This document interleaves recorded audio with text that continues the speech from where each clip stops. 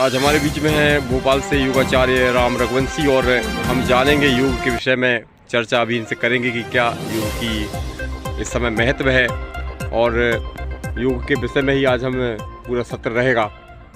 तो सबसे पहले मैं ये जानना चाह रहा हूँ, मेरे 3 प्रश्न आपसे मुख्यतः हैं जो आम तौर पर लोगों के बीच में ये प्रश्न रहते हैं कि योग क्या है, योग से लाभ क्या है और योग में ऐसे कौन से प्राणायाम हैं जिनको हम नियमित तौर पर हमारे दर्शक करें तो वह लाभान्वित हों और संपूर्ण लाभ उनको जो समस्या है उनसे मिले। बहुत अच्छा प्रश्न है आपका। योग क्या है? जोड़ना ही, एक साधारण भाषा में हम यदि कहें तो जोड़ना ही योग है। जीव का परमात्मा से जुड़ना ही योग है। बीच में जो संस्कार आते हैं, जैसे कहा गया है ना, योगस्य चित्तवृत्ति निरोधा। महर्षि पतंजलि ने योग की परिभाषा दी है कि योगस्य चित्तवृत्ति निरोधा। चित्त की वृत्तियों का आप निरोध कर लीजिए तो जीव परमात्मा से जुड़ जाएगा, यही योग है।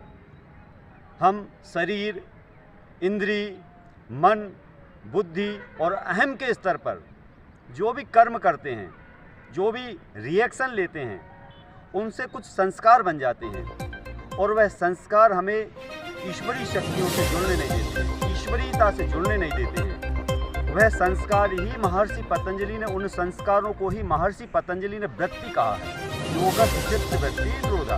यदि हम इन संस्कारों से जो वृत्ति बन रही हैं उनका निरोध कर दें तो हम योगमय हो जाएंगे, हम ईश्वरोन्मयी हो जाएंगे, ईश्वरीय शक्तियों का हमारे अंदर प्रकटीकरण होने लगेगा। सबसे पहले आप करिए भस्त्र का प्राणायाम, फेफड़ों को स्वस्थ करिए और इससे भरपूर मात्रा में आपको जीवनी शक्ति भी मिलेगी। और ये बहुत सरल है। देखिए, श्वास खींची, छोड़िए। जिनको हाई बीपी है या जो शुरुआत ही कर रहे हैं, जिनके फेफड़े कमजोर हैं, जिनको अस्थमा रहता है, वो धीमी गति से करें, इस प्रकार से।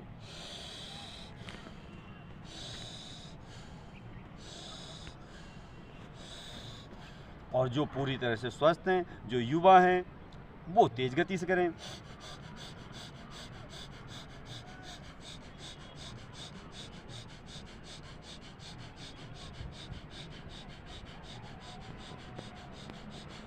ये है भस्त्र का प्राणायाम। लेकिन कुछ लोग क्या करते हैं, चेहरे पे तनाव ले आते हैं और नाक को खींच कर रखते हैं, ऊपर ऐसे रीढ़ की हड्डी को हिलाते हैं, वो गलत स्थिति है। इसको बहुत ही सहज भाव से करना है, क्योंकि हम सारे प्राणायाम, योग जो भी आप करेंगे, किस लिए कर रहे हैं? सहजता के लिए। तो आपको सहज रहते हुए सारे प्राणायाम करना है। तो ये भस्त्र का प्राणायाम करना है। एक दूसरा करना है आपको कपाल भाती। कपाल का मतलब माथा, भाती का मतलब सूर्य का तेज। कपाल भाती प्राणायाम करेंगे तो आपके अंदर तेज, आपकी जो अग्नियां हैं, आपके पेट के अंदर 13 प्रकार की अग्नियां हैं।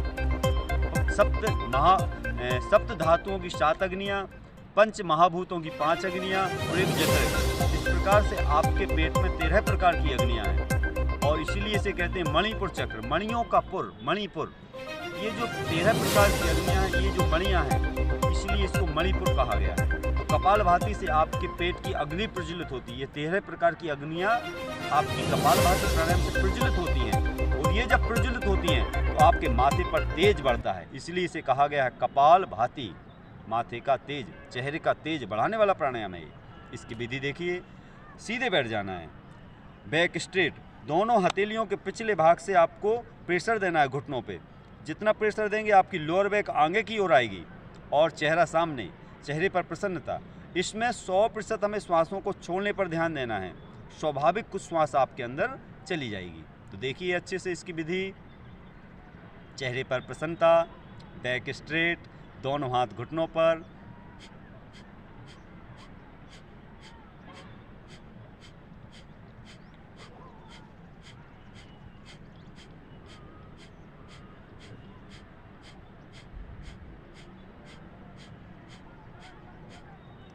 यह है कपालभाति प्राणायाम। जब आप इसका नियमित रूप से अभ्यास करेंगे, आपकी पेट की जो मांसपेशियां वो नरम हो जाएंगी।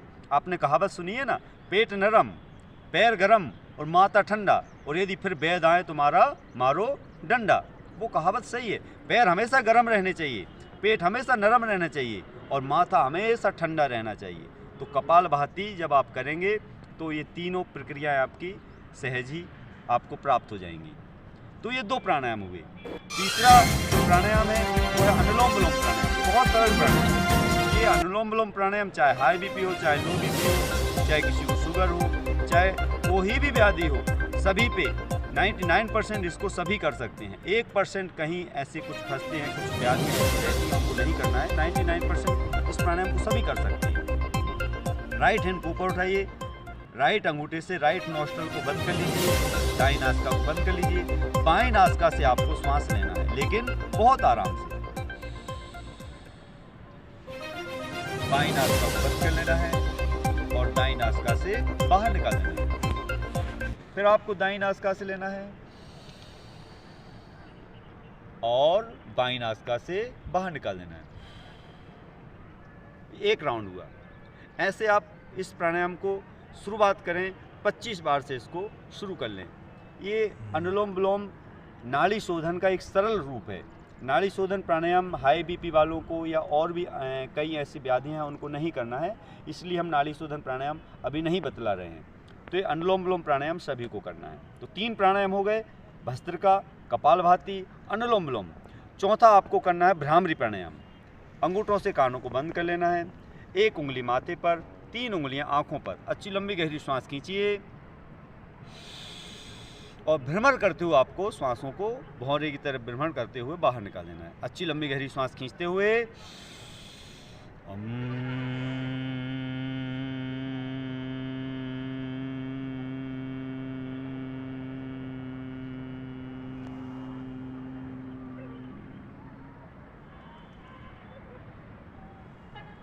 इसको 3 बार से लेके 11 बार, 21 बार, 108 बार आप इसको कर सकते हैं। भ्रामरी प्राणायाम के बाद तदा दृष्टु स्वरूपे अवस्थानम, हम अपने स्वरूप हमारे प्रयत्न 100% शिथिल हो जाते हैं। ततो द्वंद्वा अभिघाता, सभी प्रकार के द्वंद्वों से हम मुक्त हो जाते हैं। शक्ति, आनंद, ज्ञान, प्रेम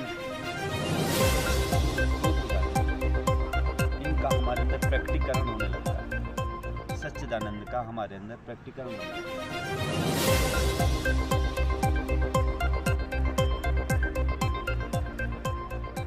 अंत में परमपिता परमेश्वर का मुख्य नाम ओम का स्मरण करते हुए, ओम का जाप करते हुए समापन करना है। श्वास खींचिए।